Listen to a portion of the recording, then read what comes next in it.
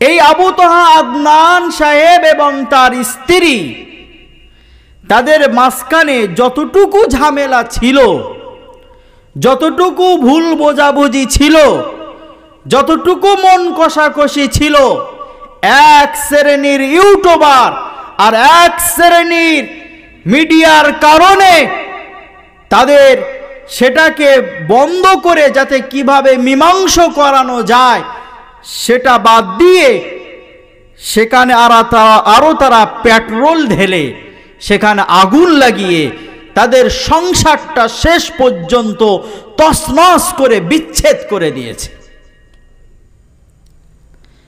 বড় আশ্চর্য বিষয়, বড় দুঃখ লাগে এগুলো দেখে, বড় কষ্ট হয়। মুসলমানকে তো পানি হতে হবে, যেখানে আগুন লাগবে সেখানে পানি দিয়ে পানি ঢেলে আগুনটাকে মেটানোর চেষ্টা করতে হবে, এটাই তো আমার দায়িত্ব। কিন্তু আমরা দেখেছি সেখানে আগুনকে পানি দিয়ে মিটানো তো দূরের কথা, বরং উল্টো পেট্রোল দিয়ে সেটাকে আরো দাউ দাউ করে জ্বালিয়ে দিয়ে এক অপরের ভিতরে তাদের মন কষাকষি, তাদের ভুল বোঝাবুঝি বা তাদের ভিতরে যে ব্যাপারটা ছিল সেটাকে আরো তিলকে তাল করিয়ে জাতির সামনে পেশ করে তাদের মধ্যে আরো এমনভাবে আগুন জ্বালিয়ে সেই সংসারটাই পুরো তছনছ করে শেষ করে দিয়েছে। মোহাম্মদ আবু তোহা আদনান সাহেব, আমরা দেখেছি তার স্ত্রীর একটা পোস্ট, ফেসবুকে একটা পোস্টকে ঘিরে বাংলাদেশের কিছু মিডিয়া, কিছু ইউটিউবার তারা সেটাকে নিয়ে এমনভাবে জল্পনা কল্পনা তৈরি করেছে, এমনভাবে সাজিয়ে সেটাকে তিলকে তাল বানিয়ে জাতির সামনে তারা পেশ করে সেটাকে এমন মারাত্মক আকার ধারণ করিয়ে দিয়েছে। এক একজন ইউটিউবার, এক একজন আপনার মিডিয়ারা, তারা যেন এক একজন জজ, এক একজন বিচারক হয়ে গেছে। তারাই যেন ফাইসালা করে দিচ্ছে কে দোষী আর কে নির্দোষী। কেন এগুলো কেন হবে সমাজে? সোশ্যাল মিডিয়ায় তোলপাড় করে তুলেছে সারা সমাজ। দিনে দুপুরে রাত্রে সকালে মোবাইল খুললে, সোশ্যাল মিডিয়ায় ঢুকলে, ইউটিউব, ফেসবুক, সব জায়গায় এই খবর ছড়িয়ে বেড়াচ্ছে। কেন হবে এগুলো সমাজে? যুবক সাবধান হতে হবে, মনে রাখতে হবে আমি যদি কাউকে আগুন জ্বালাই সেই আগুনে কিন্তু আমাকেও একদিন পড়তে হবে। আজকে আমি যদি কারোর জন্য আগুন তৈরি করি, আমার জন্যও কেউ থাকবে আগুন তৈরি করার। সমাজ আজ কোন দিকে যাচ্ছে? একটা বিষয় নিয়ে, স্বামী স্ত্রীর আভ্যন্তরীণ বিষয়, সেগুলো মিডিয়ার মাঝে এমনভাবে প্রকাশ হচ্ছে, সারা দিন রাত তারা কিছু কিছু ইউটিউবার ঘন্টায় ঘন্টায় সেগুলোকে নিয়ে কন্টেন্ট তৈরি করে তারা ভিডিও বানাচ্ছে, নতুন নতুন কথা তারা আবিষ্কার করছে, তার মধ্যে দিয়ে সেগুলোকে আরো কিভাবে বাড়ানো চালানো যায় সেই চেষ্টা তারা চালাচ্ছে। এক আশ্চর্য কথা। মনে রাখবেন, ইসলাম এমন একটা ধর্ম, আমরা মুসলমান, ইসলামের মধ্যে কোনো বাড়াবাড়ি নেই। ইসলামের মধ্যে কাউকে সাপোর্ট করার জন্য কারোর প্রতি জুলুম করা যাবে না। আপনি একজনকে সাপোর্ট করবেন আর তাকে সাপোর্ট করতে গিয়ে আরেকজনের প্রতি জুলুম করবেন, এটা ইসলাম কোনোদিন অনুমতি দেয় না। তাদের মধ্যে কে দোষী কে নির্দোষ এটা তো আমি আপনি জানি না, এটা তারা জানে। তো ইসলাম কারোর প্রতি জুলুম করতে চায় না, ইসলাম কারোর প্রতি জুলুম করার অনুমতি দেয় না। ইসলাম ডিসব্যালেন্স রেখেছেন স্বামী স্ত্রীর তাদের বৈবাহিক সম্পর্কের মধ্যে, যাতে কোনো রকম অসুবিধার সম্মুখীন না হতে হয়। ইসলাম উভয় পক্ষকে আল্লাহ রাব্বুল আলামিন দিক নির্দেশনা দিয়েছে। বিশ্বনবী সাল্লাল্লাহু আলাইহি ওয়াসাল্লামের ইজদিওয়াজি জিন্দেগি, তার বৈবাহিক জীবনকে পড়ুন, মুতালা করুন, ফলো করুন, দেখবেন আমার নবীর জিন্দেগিতে তিনটি জিনিস সবথেকে বেশি পাওয়া যায়, বা দুটি জিনিস সবথেকে বেশি পাওয়া যায়। এক নম্বর হলো ধৈর্য, দুই নম্বর হলো ক্ষমা। আমার নবী ধৈর্য ধরাকে যেমন পছন্দ করতেন, তেমন ক্ষমা করাকে উত্তম প্রতিশোধ বলে আমার নবী ঘোষণা দিয়েছেন। সুবহানাল্লাহি ওয়া বিহামদি।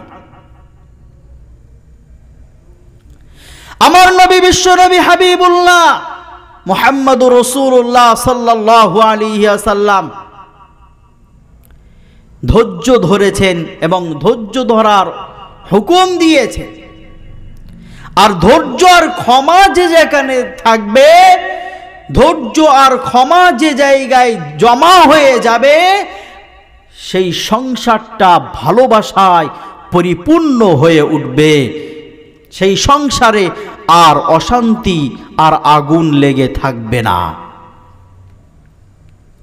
আল্লাহ তাআলা উভয়কে, স্বামীকে যেমন ব্যালেন্স করতে বলেছেন, স্বামীকে যেমন আল্লাহ তাআলার পক্ষ থেকে কিছু নির্দেশনা দিয়েছেন, কিছু দায়িত্ব দিয়েছেন, একজন স্ত্রীকেও আল্লাহ তাআলার পক্ষ থেকে কিছু নির্দেশনা, কিছু দায়িত্ব দিয়েছেন।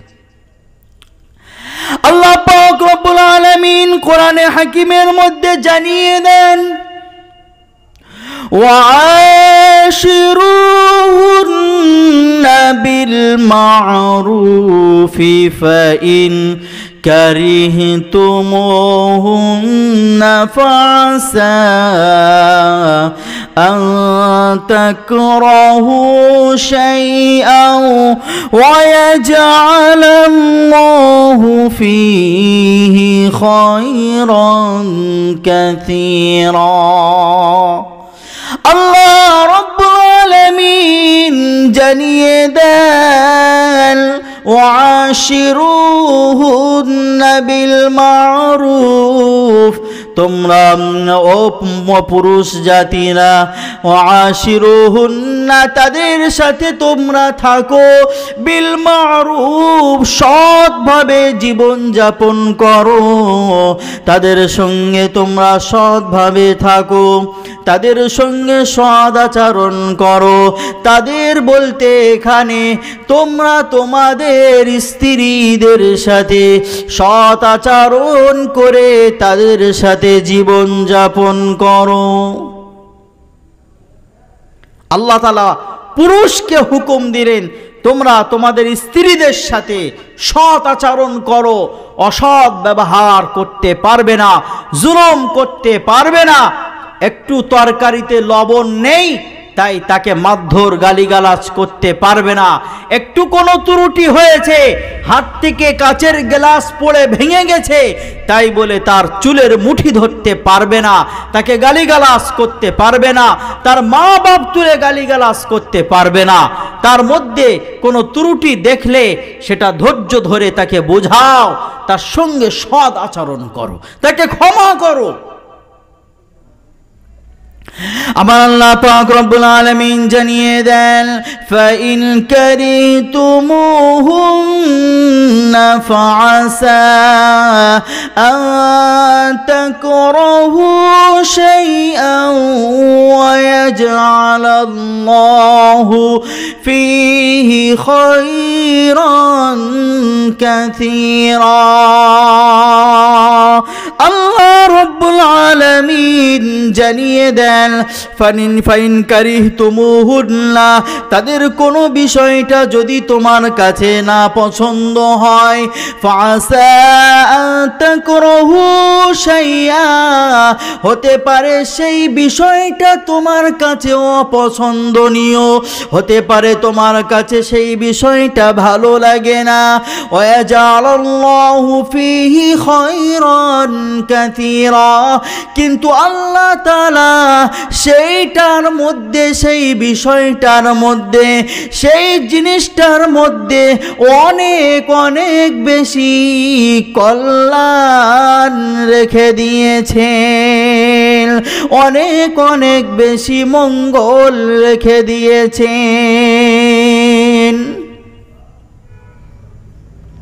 তোমাদের কাছে কোনো বিষয় ভালো না লাগতে পারে, তোমাদের কাছে কোনো বিষয় অমঙ্গল মনে হতে পারে, কিন্তু মনে রাখো আল্লাহর কাছে সেই বিষয়টা মঙ্গল এবং সেই বিষয়টা আল্লাহর কাছে কল্যাণকর হতে পারে। অতএব তোমরা তাদের সামান্য ত্রুটিতে, যেটা তোমার অপছন্দনীয়, ব্যাস তাদেরকে গালিগালা শুরু করে দিলে এটা করতে পারবে না। আল্লাহ পাক পুরুষদেরকে যেমন হুকুম দিলেন,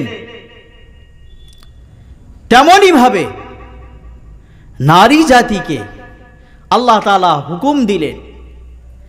পুরুষের জন্য আল্লাহর নবী, বিশ্ব নবী সাল্লাল্লাহু আলাইহি ওয়াসাল্লাম, তিনি স্বামী ছিলেন, তার স্ত্রী ছিল 11 জন। তার স্ত্রীদের সঙ্গে কেমন ব্যবহার করেছেন আমার নবীর, তার বৈবাহিক জীবনে একজন পুরুষের জন্য আল্লাহর নবীর উত্তম আদর্শ তিনি রেখে গিয়েছেন। আল্লাহর নবী, বিশ্ব নবী হাবিবুল্লাহ সাল্লাল্লাহু আলাইহি ওয়াসাল্লাম জানিয়ে দেন, খায়রুকুম খায়রুকুম লিআহলিহি, তোমাদের মধ্যে ওই ব্যক্তি সব থেকে উত্তম, তোমাদের মধ্যে ওই ব্যক্তি সব থেকে উত্তম যে তার নিজের স্ত্রীর কাছে উত্তম।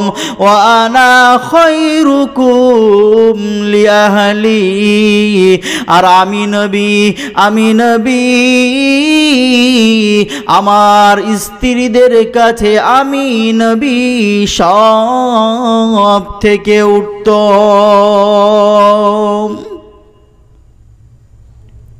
অর্থাৎ আপনি যে ভালো মানুষ, আপনি যে নির্দোষ, আপনি যে একজন প্রকৃত ভালো, এটা সার্টিফিকেট দেবে কে? আপনার স্ত্রী।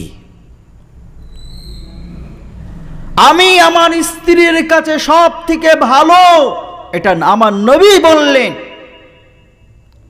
আল্লাহর নবী, বিশ্ব নবী সাল্লাল্লাহু আলাইহি সাল্লামের বৈবাহিক জীবন আমাদের জন্য আদর্শ হিসাবে তিনি রেখে দিয়েছেন।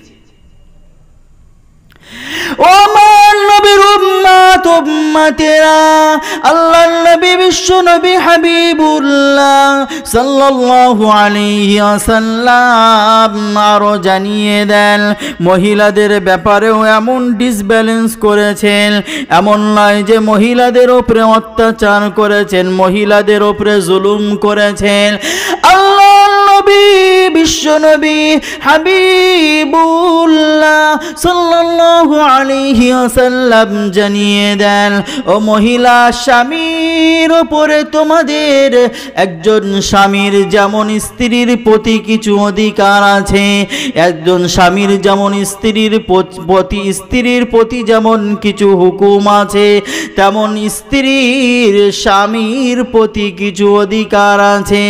আল্লাহর নবী, বিশ্ব নবী হাবিবুল্লাহ সাল্লাল্লাহু আলাইহি ওয়াসাল্লাম নারী জাতিকে উদ্দেশ্য করে জানিয়ে দেন, আল্লাহর নবী বলেন, লাউ কুনতু আমিরান আহাদান আইয়াসজুদা লি আহাদিন, আমি নবী যদি পৃথিবীর বুকে কাউকে যদি সিজদা করতে বলতাম, আমি নবী যদি কাউকে যদি সাজদা করতে হুকুম দিতাম, ও পৃথিবীর নারী জাতিরা শুনে রেখে দাও, আমি নবী যদি পৃথিবীর কাউকে কারোর সিজদা দেওয়ার অনুমতি দিতে পারতাম, লা আমারতুল মারআতা আন তাসজুদা লি যাওজিহা।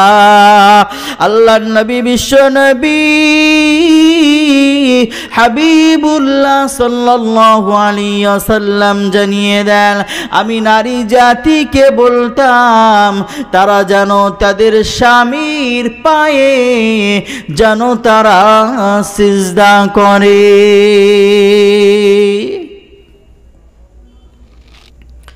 আমার শরীয়তের ভিতরে কারোর সিজদা করা, আল্লাহ ছাড়া অন্য কাউকে সিজদা করা অনুমতি নেই। এই জন্য আমি মহিলাদেরকে হুকুম দিতে পারলাম না। আর তা না হলে আমি যদি কোনো মহিলাকে বা কোনো কাউকে যদি সিজদা করার অনুমতি দিতাম, অন্তত আমি মহিলাদেরকে অনুমতি দিতাম তারা যেন তাদের স্বামীর পায়ে সিজদা করে। যে সিজদা শুধুমাত্র আল্লাহর জন্য।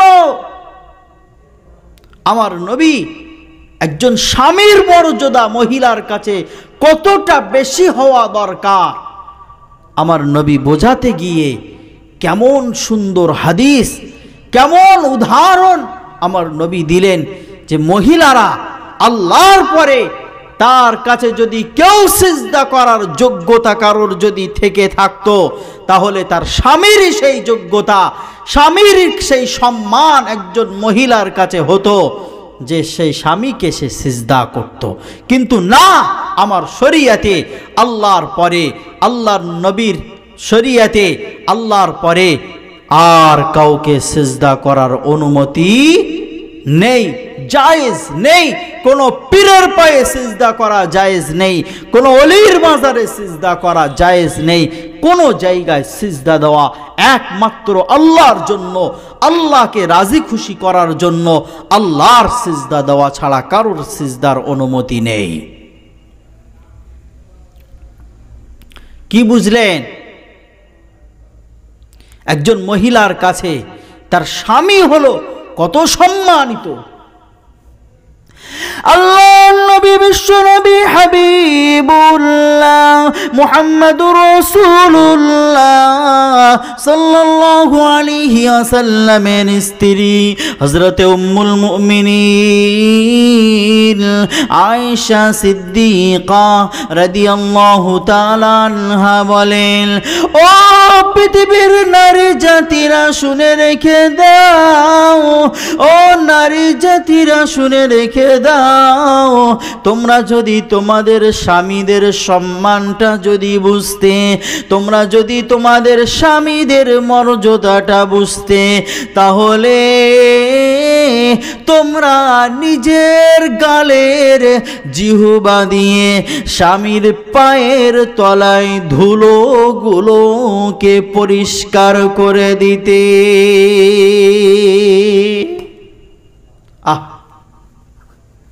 কেমন কথা বললেন, কেমন মর্যাদার কথা বললেন একজন নারীর কাছে একজন স্বামীর মর্যাদা।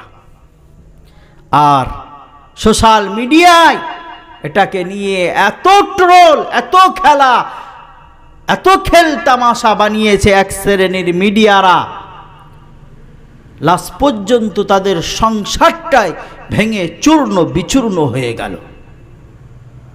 কি হলো? দুটো বাচ্চা মা হারা হয়ে গেল। আর যদি মা যদি তাদেরকে নেয়, দুটো বাচ্চা তারা মা থেকে দূরে সরে গেল, অথবা বাবার থেকে দূরে সরে গেল, বাবার আদর অথবা মায়ের আদর থেকে বঞ্চিত হয়ে গেল।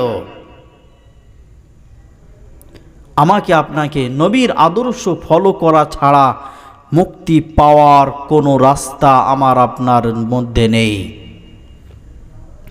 নবীর আদর্শ আমার আপনার জন্য মানতে হবে।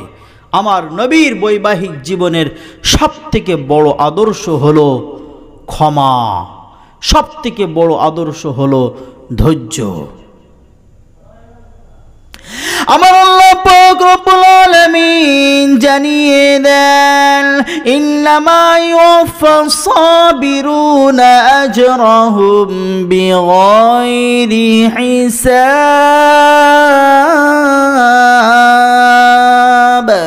আমার আল্লাহ পাক রব্বুল আলামিন জানিয়ে দেন, ইন্নামা ইউফাস সাবিরুনা আজরাহুম বিগাইরি হিসাব।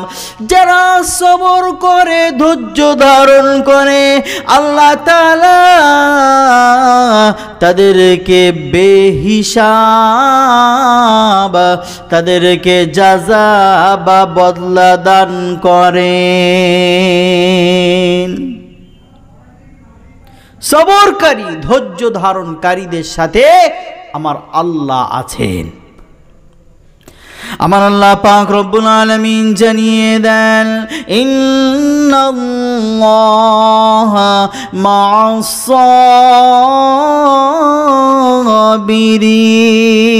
সাবিরিন। আল্লাহ পাক রব্বুল আলামিন ধৈর্য ধারণকারী, সবরকারীদের সাথে থাকেন। যেখানে একজন মাজলুম হয়, একজন জালিম হয়, মাজলুম যখন সবর করে, অত্যাচারিত ব্যক্তি যখন সে ধৈর্য ধারণ করে, ওই অত্যাচারিত ব্যক্তির হয়ে আমার আল্লাহ তার সঙ্গী হয়ে কিয়ামতের দিনে অত্যাচারিত ব্যক্তির পক্ষ অবলম্বন করে অত্যাচারী ব্যক্তির মোকাবেলা করবে।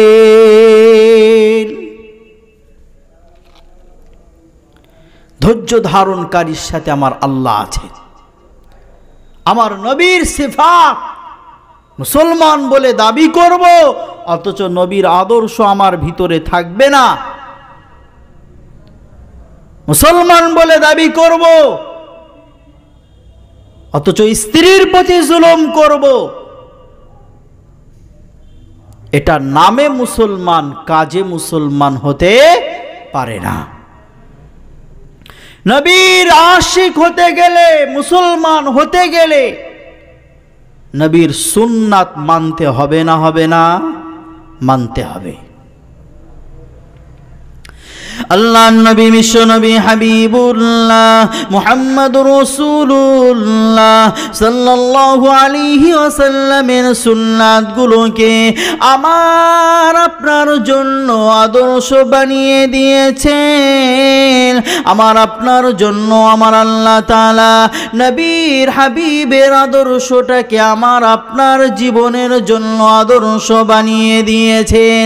আল্লাহ পাক রব্বুল আলামিন জানিয়ে দেন, মা আতাকুমুর রাসূলু ফাখুযুহু ওয়া মা নাহাকুম আনহু ফান্তাহু ওয়াত্তাকুল্লাহা ইন্নাল্লাহা শাদীদুল ইকাব। আমার আল্লাহ পাক রব্বুল আলামিন জানিয়ে দিয়েছেন, মা আতাকুমুর রাসূলু ফাখুযুহু। আমার রাসূল যেটা তোমাদের কাছে নিয়ে এসেছেন, যেটা তোমাদেরকে দিয়েছেন, ফাখুযুহু সেটাকে তোমরা গভীরভাবে মজবুতের সঙ্গে সেটাকে ধরে নাও। আমার নবী 63 বছর জীবনে, আমার নবীর যৌবনকালে, আমার নবীর বৈবাহিক জীবনে, আমার নবীর বৃদ্ধকালে যে আদর্শগুলো তোমাদেরকে দিয়েছেন সেই আদর্শগুলোকে তোমরা মেনে নাও, সেই আদর্শগুলোকে গভীরভাবে তোমরা ধরে নাও। ওমা নাহাকুম আনহু ফান্তাহু, আর যেটা থেকে আমার নবী নিষেধ করেছেন, যেটা থেকে আমার নবী দূরে থাকতে বলেছেন, ও পৃথিবীর মানুষ শুনে রেখে দাও, সেটা থেকে চিরতরের মতো দূরে সরে যাও।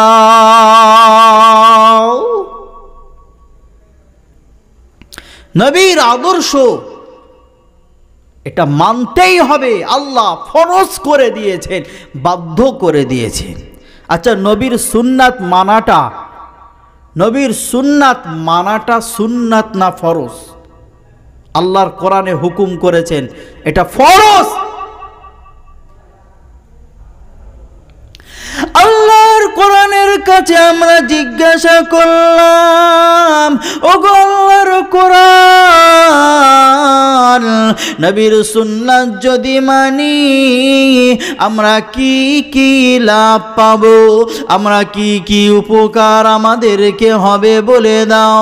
আল্লাহর কোরআন জানিয়ে দেয়, কুল ইন কুনতুম তুহিব্বুনাল্লাহা ফাত্তাবিউনি ইউহিব্বুকুমুল্লাহ ইয়াগফির লাকুম যুনুবাকুম আল্লাহু গফুরুর রহিম। আমার আল্লাহ পাক রব্বুল আলামিন জানিয়ে দেন, ইন কুনতুম তুহিব্বুনাল্লাহ, ও পৃথিবীর মানুষ, ও পৃথিবীর মানুষ, ইন কুনতুম তুহিব্বুনাল্লাহ, যদি তোমরা আল্লাহকে ভালোবাসতে চাও, আল্লাহর মহব্বত করতে চাও, আল্লাহর পিয়ারা বান্দা যদি হতে চাও, ফাত্তাবিউনি, আমি নবী আমাকে অনুসরণ করো। আমাকে যদি অনুসরণ করো, আল্লাহ তোমাদেরকে দুটো পুরস্কারে পুরস্কৃত করবেন। আল্লাহ দুটো পুরস্কার, দুটো সারপ্রাইজ আমাদেরকে দেবেন। আল্লাহ পাক রব্বুল আলামিন বলেন, প্রথম নম্বর পুরস্কার হলো, উপহার হলো ইউহিব্বুকুমুল্লাহ, আল্লাহ তাআলা নিজেই তোমাদেরকে ওলি বানিয়ে নেবেন। আল্লাহ তাআলা নিজেই তোমাদেরকে তার প্রিয় বান্দা বানিয়ে নেবেন।